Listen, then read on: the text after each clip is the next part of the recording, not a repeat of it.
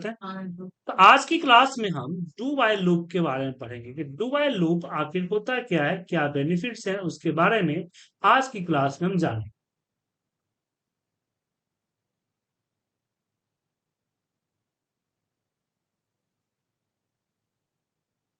तो सबसे पहले हम यहाँ पे सब्जेक्ट करते हैं आरा। अब मान लीजिए मुझे यहाँ 1 से लेके 10 तक का नंबर लिखना है सिंपली।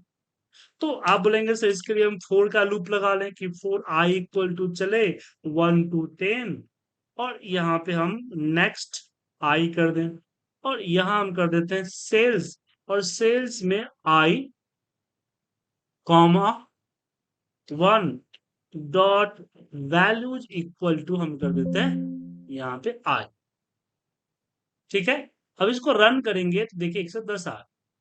अच्छा, इसमें एक स्टेप भी होता है कि अगर मैंने स्टेप लास्ट ने नहीं बताया था, अगर 2 कर दिया तो क्या होगा पता है आपको? स्टेप 2 में 1 2 3 इस तरह से आएगा सर, एक एक छोड़ के आएगा। देख, स्टेप 3 करेंगे तो ऐसे होगा, 4 करेंगे तो 4 गैप करेगा, 5 करेंगे तो 5 करेगा, जितना डालेंगे उतना गैप करके जाए। और इसी में अगर माइनस कर दे, जैसे मुझे उल्टा चलना है, तो 10 to 10 मुझे मान लीजिए 1 जाना है, और यहाँ पे स्टेप में -1 करना है। लेकिन यहाँ ध्यान रखिएगा, मुझे यहाँ पे रो अलग करना पड़ेगा, R1, और यहाँ पे R कर देते हैं। तो आप देखेंगे कि ये आपका 10 8 9 7 जाएगा। तो स्टेप का यूज उल्टा करने के लिए या फिर लूप में गैप देने के लिए इस्तेमाल की जाती है। लेकिन ये तो जो ठीक है, स्टार्ट टू वन हुआ, लेकिन मुझे अपनी जो लूप चलानी है वो एक कंडीशन पे चलानी है।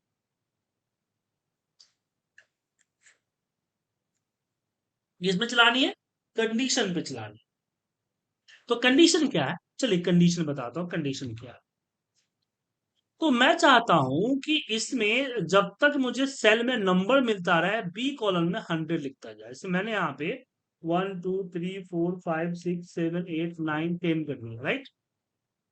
यहाँ पे एक काम करता हूँ, 10 नंबर डालने की कोशिश करता हूँ। तो यहाँ हम लिखते हैं subject W loop bracket 1 bracket close. अब यहाँ पे R = 1 करते हैं, 1 करते हैं, और फिर लिखते हैं यहाँ पे कि y यहाँ पे do while R is not equal to, R होगा ना, F कर दिए, R is not equal to 10, then R = R+1, और यहाँ पे हमने कर दिया सेल, सेल में कर दिया R, 1 row dot value equal to R। अच्छा, इसको नीचे करना है, ये ऊपर कर दिया, ये गलत किया, इसको नीचे करना है, देन नो। ठीक है, अब इसको रन कीजिए तो देखिए ये नॉट इक्वल टू 10 था, इसलिए यहाँ पे मैं काम करता हूँ R is less than equal to 10। तो ये तभी तक चला जब तक कि R की वैल्यू 10 नहीं। ये तभी तक चला जब तक R की वैल्यू 10 नहीं हुआ। तो यहाँ पे हमने क्या दे दिया, एक कंडीशन दे दिया, और मेरा लूप उसी कंडीशन के अकॉर्डिंग चला। अब चलिए एक और एग्जांपल देते हैं यहाँ पे, शायद इससे आपको और बेटर समझ में आए। कि जैसे कि यहाँ पे नंबर दिया हुआ है, इसके बगल में मुझे 500 टाइप करना है। अब मेरा नंबर स्टार्ट तो A1 से है, बट एंड कहाँ है पता नहीं, और मुझे यहाँ पे सिर्फ कंडीशन देना है कि भाई जैसे ही तुमको नंबर ना मिले, तुम लूप को क्लोज कर दो। तो सब subject W loop _2 bracket open close. अब यहाँ पे क्या करना है,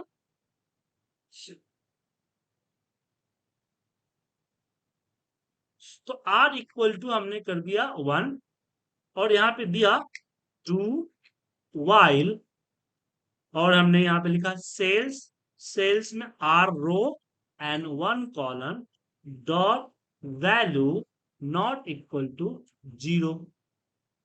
देन क्या करें, cells R row and 2 colon dot value equal to 500 कर दें।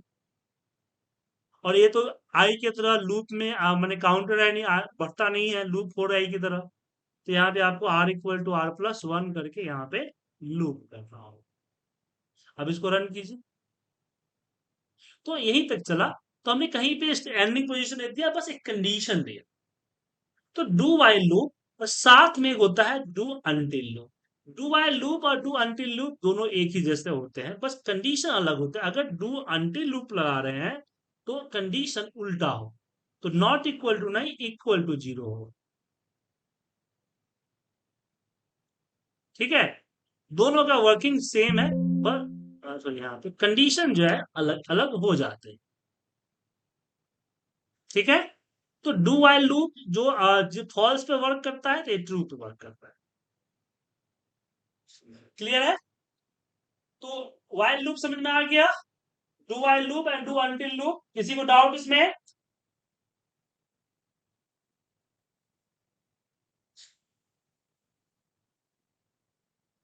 कोई doubt sir? No sir. No sir. अब यहाँ पे क्वेश्चन आता है कि बेसिकली इसका यूज क्या है, इसका यूज क्या हो।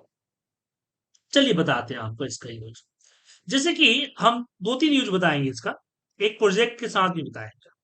और प्रोजेक्ट आधा करेंगे, आधा आपको करना है, क्योंकि माइक्रो प्रोग्रामिंग यहाँ पे खत्म होगा। अब नेक्स्ट टॉपिक हमारा event micro function user function है।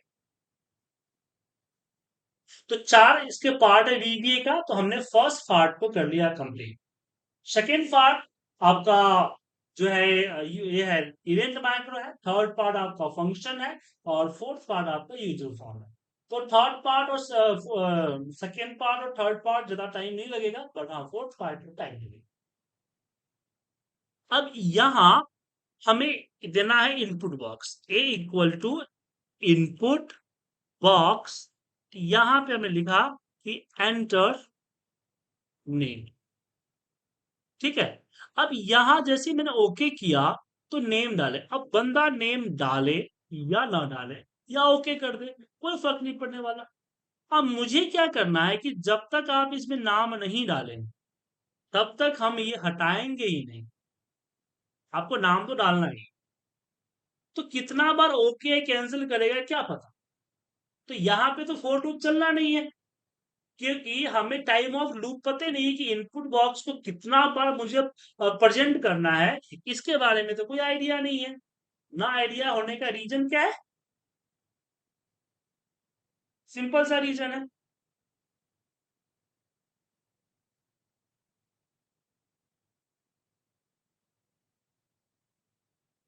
ठीक है,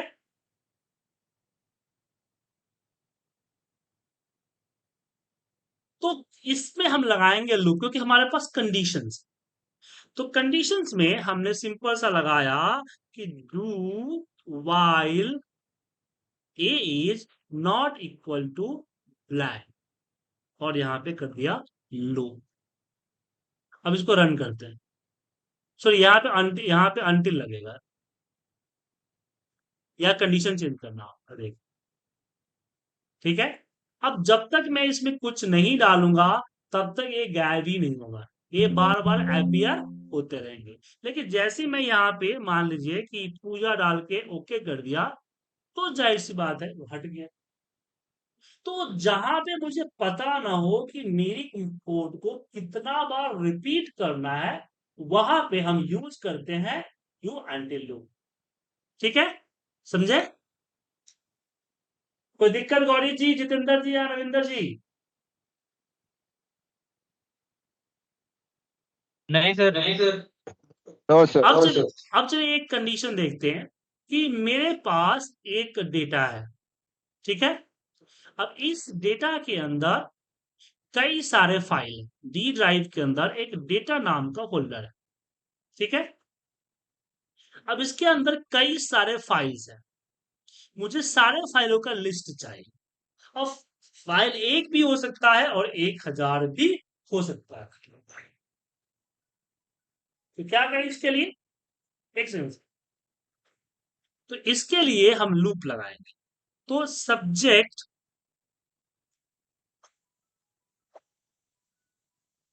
हेलो जी, कौन सा कोर्स करना है आपको? एक्सेल और वीबीए दोनों पे सिर्फ एक्सेल वीबीए?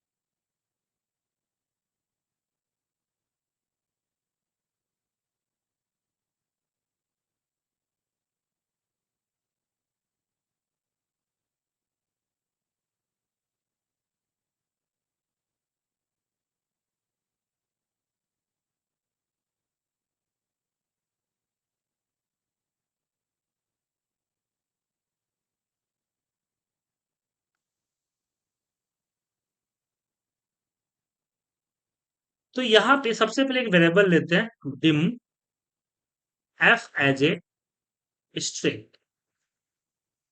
तो फाइल नेम है तो स्ट्रिंग होगा, ठीक है।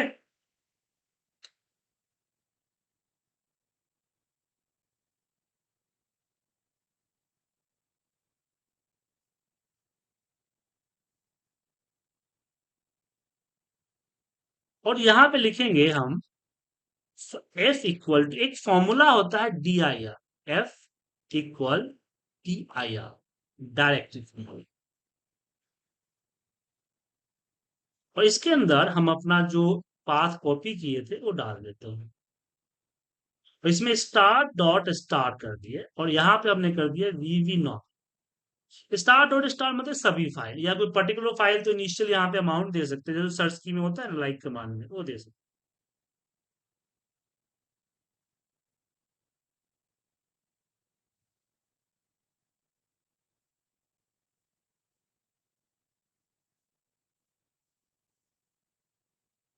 ठीक है।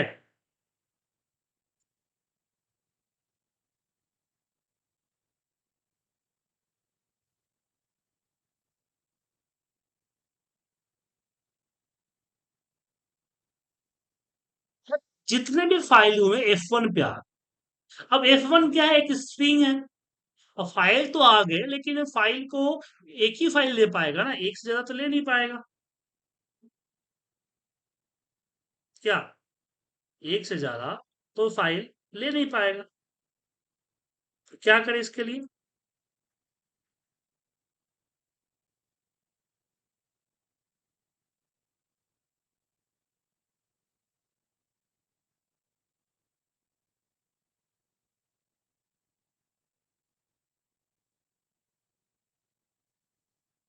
तो इसके लिए हम लूप लगाएंगे, डू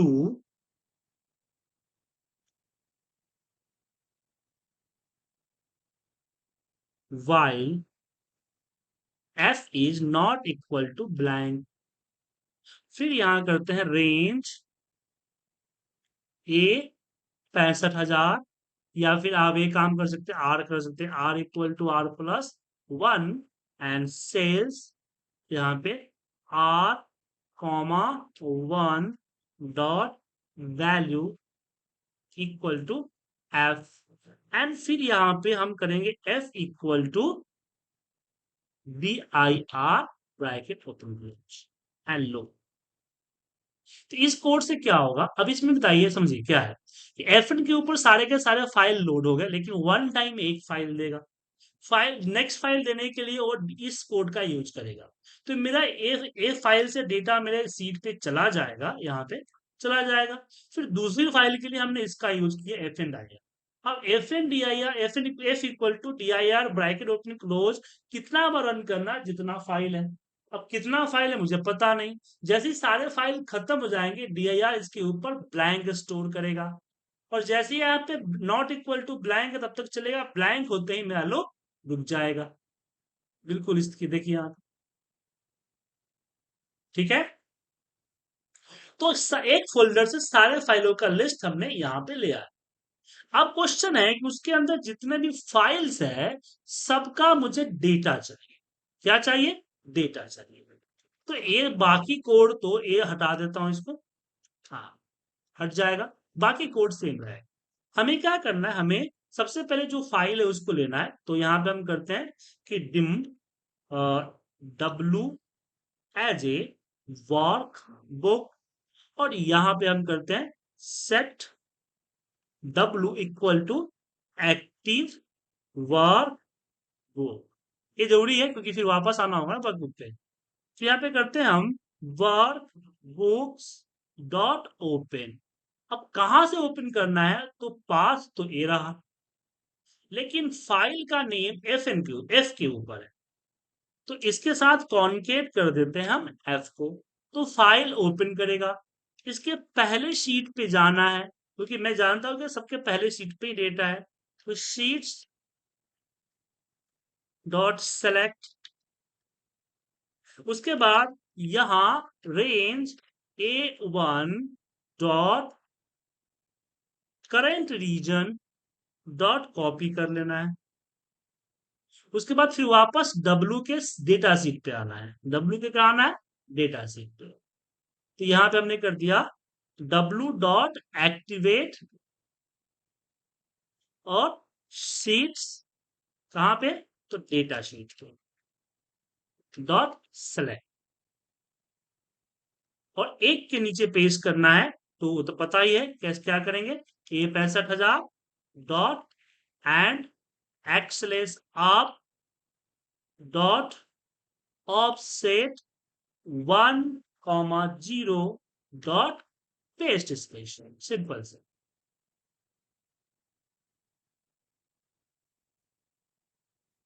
चलिए, उसके बाद फिर मुझे क्लोज करना होगा, तो वर्क बुक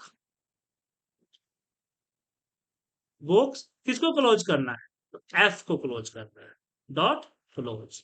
और यहाँ पे फॉल्स, क्योंकि हमने इसमें कोई चेंजिंग तो किया नहीं, डेटा लिया। लेकिन क्या है कि हम यहाँ पे हम देखिए, एक बार रन करके दिखाते हैं, आप रन कीजिए। अब यहाँ पे एक छोटा सा डेटा आ रहा है ना,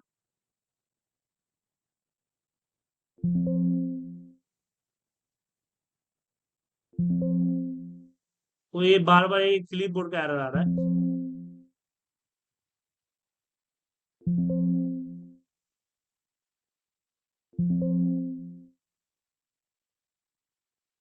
ये एरर क्या चीज कर रहा है पता है आपको, ये जो चक्री घूम रहा है ना उसका एरर है।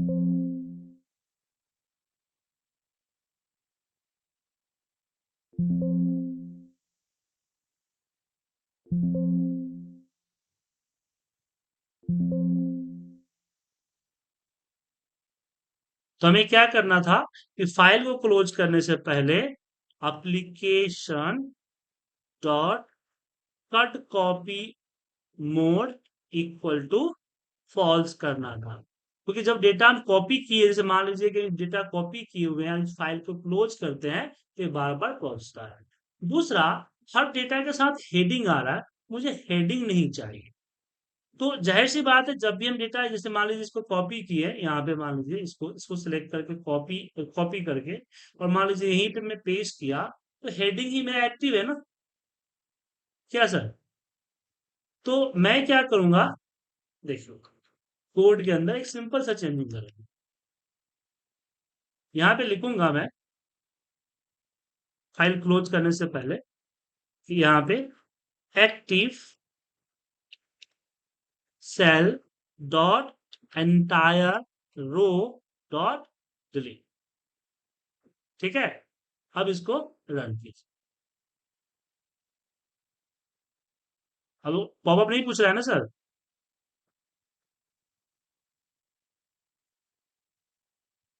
जो बार बार स्क्रीन चेंज हो रहा है, इसको अगर हटाना है तो क्या करेंगे, application dot screen updating equal to false, application dot क्या करेंगे, screen updating equal to false.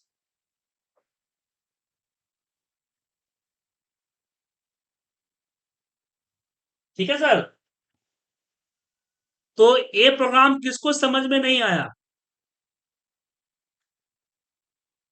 Sir मुझे वो वीबी नॉर्मल अपने वहाँ पे क्यों लिखा है वो समझ में नहीं आया, और लास्ट में जो अपने इंटायर रो डॉट डिलीट किया है ना हेडिंग निकालने के लिए, वो थोड़ा क्वेश्चन।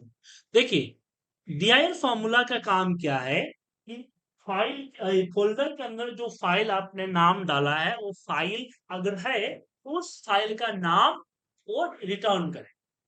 लेकिन कभी कभी क्या होता है कि कोई पर्टिकुलर फाइल ना देके हम इस तरह के स्टार्ट डॉट स्टार दे देते हैं। इससे क्या होता है कि ऑल फाइल सारे फाइलों को लेता है, लेकिन फाइल का टाइप क्या, तो नॉर्मल फाइल, जैसे कि हिडन नहीं लेना है, सिस्टम नहीं लेना है, नॉर्मल जो नॉर्मल फाइल जो होता है वो लेना है। सिस्टम फाइल, हिडन फाइल और बहुत सारे फाइल्स के टाइप होते हैं ना, वो नहीं चाहिए।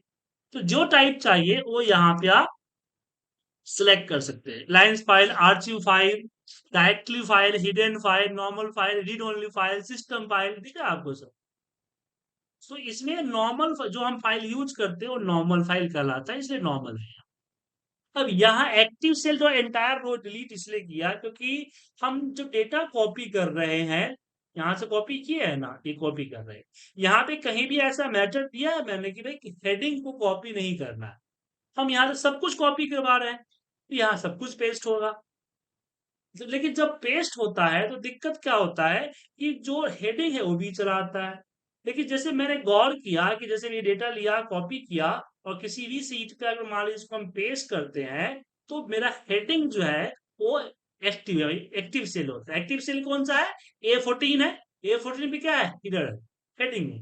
तो मैंने कोड दिया active cell dot entire row dot delete, मतलब कि पूरी की पूरी रो को डिलीट मार। तो हमने क्या किया कि स्टार्टिंग में एक हेडिंग रख लिया जो हेडिंग था, और फिर जो भी हेडिंग पेस्ट हो रहा था हाथों हाथ उसको हम डिलीट कर रहे हैं। समझ में आया आप? हाँ सर रविंदर जी, गौरी जी, समझ में आया? Yes sir. Yes sir. तो यहाँ पे हमने क्या खत्म कर दिया, माइक्रो 1 हमने यहाँ पे खत्म कर दिया, माइक्रो प्रोग्रामिंग। अब जो अगला चैप्टर है वो है इवेंट माइक्रो प्रोग्रामिंग, जो कि हम कल की क्लास में आपके साथ डिस्कस करेंगे। आज इसकी प्रैक्टिस कर लें और इस तरह की और भी प्रोजेक्ट वगैरह करने की कोशिश करें, ठीक है? और जो हेलो मैंने सर, टेस्ट दिया रविंद्र बोल था, रहा हूँ। हाँ, जो टेस्ट दिया था उसको भी कीजिए।